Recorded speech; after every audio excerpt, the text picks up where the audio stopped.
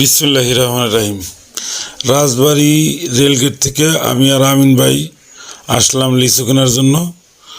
আপনাদের দেখানোর চেষ্টা করব এই লিচু কেনার কলা কৌশল এবং দাম চাওয়ার কায়দা বায়দা। ভিডিওটা দেখতে থাকুন। মিষ্টি আছে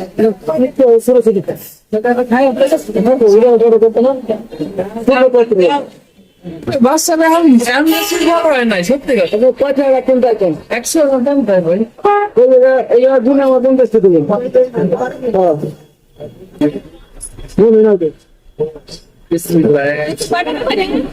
একশো 20 টাকা ব্যাপার।